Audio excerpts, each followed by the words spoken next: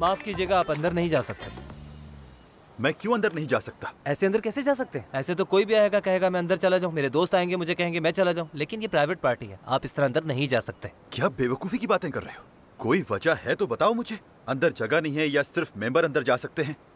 क्या वजह है? मैंने ये पूरा इवेंट प्लान किया है, अगर यकीन नहीं आ रहा तो जाकर पूछ लो। उसूल यही है, आप नहीं जा सकते। तो क्या ये अच्छी बात है? आप इंसान को बिला वजह रोक रहे हैं? जी हाँ, बॉस ने मुझे कहा है कि गलती तलाश करनी है। अब आपने ऐसे ढीले ढाले कपड़े पहने हुए हैं, मैं कैसे जाने दूं आपको? और वैसे भी बॉस का हुक्म है जो कि मैं नजरअंदाज नहीं कर सकता। मैं ग्राहक हूँ, मुनाफा देता हूँ। आप एक ग्राहक को कैसे रोक सकते हैं, बताएं मुझे। ये जगह तो वैसे ही बहुत मशहूर हो चुकी है, सब लोग आना चाहते हैं। लोगों को लगता है हम मगरूर हैं, लेकिन हम बहुत मगरूर हैं। अमीर लोग तो पैसे फेंक कर जाते हैं यहाँ। अच्छा तो अब समझा। मैं तारिक साहब का VIP मेहमान हूँ। उन्होंने मुझे खुद बुलाया है। तारिक साहब? हाँ, वो तो हमारे बहुत मुअज़्ज़िज़ ग्राहक हैं। अच्छा हुआ आपने बता दिया, वरना आपको निकाल देता यहाँ से। और सुबह की हेडलाइन जानते हैं क्या होती? एक बहुत बड़े बिजनेसमैन को होटल के अंदर नहीं आने दिया। चलिए आइए, तशरीफ लाइए। किस किस्म का इंसान है यार, इसे तो बाद में देखता हूँ मैं।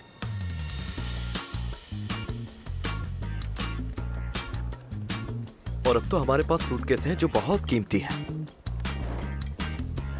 वो वाली टेबल है आपकी। तारिक, पार्टनर, शुक्र अल्लाह का तुम मिल गए। एक मिनट के लिए मैं जरा माफी चाहता हूं। मैं गाड़ी के बारे में कुछ नहीं जानता था। बिसम भी बेकसूर है। उस लड़की ने कुछ किया है।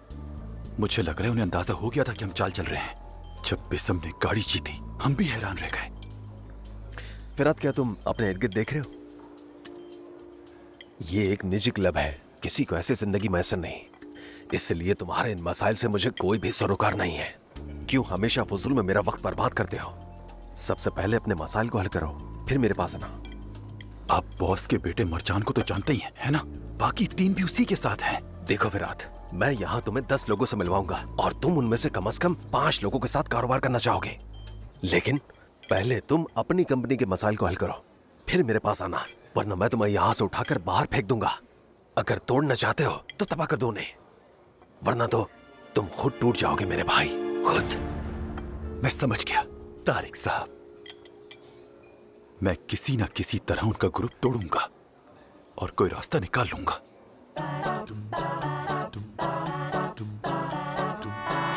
ठीक है, चलो मैं देखती हूँ। आइए, ये है हमारा छोटा सा ऑफिस। अरे मैं किसको बता रहा हूँ? जो मुझसे बेहतर जानता है। अस्सलाम वालेकुम। अरे मरवे, मैं तो वैसे ही बस अस्सलाम वालेकुम। वालेकुम अस्सलाम। आयतज नाम है मेरा। आप मुझे जिस नाम से चाहें बुला सकती हैं, इससे कोई फर्क नहीं पड़ता। इसे इंटरनेट के जरिए तब्दील किया जा सकता है। किसी भी किस्म की प्लानिंग हो मैं कर सकता हूँ। गिज़ैम, याद है तुम्हें? फिलिस के आने से पहले ये हमारे साथ काम करती थी। हाँ बिल्कुल याद है। खुश आमदीद मैरवे, बहुत शुक्रिया। मिस फिलिस जी कहें। ओस्तो पुकलार होल्डिंग से मिस मैरवे चाहती हैं कि वो टेंडर से पहले हमारे माली हालात चेक कर सकें, इसलिए मैंने यहाँ मदऊ किया है और अब ये हमारे साथ मिलकर काम करेंगी। ये अच्छी बात है ना?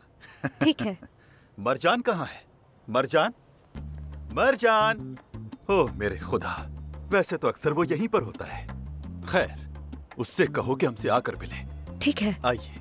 पहले अपनी कंपनी के मसाइल को हल करो, फिर मेरे पास आना। उन्हें तबाह करने के लिए उनको तोड़ना जरूरी है। इन्हें तबाह करने के लिए इन्हें तोड़ना जरूरी है। अब जाओ। कौन है वो? यानी कौन है वो आदमी? आदमी? मैंने इतने गौर से नहीं सुना यार। आदमी नहीं था? वो इंटर्न आई थी और बस फिर चली गई। चली गई थी तो फिर क्यों आ गई? हो सकता है कि वो अकाउंटेंट ही बन जाए। शायद वो मुझसे पहले थी। मरजान की साबिका आशिक, पुरानी बातें क्यों छेड़ रहे हैं? तौबा, अस्तगफिरुल्लाह।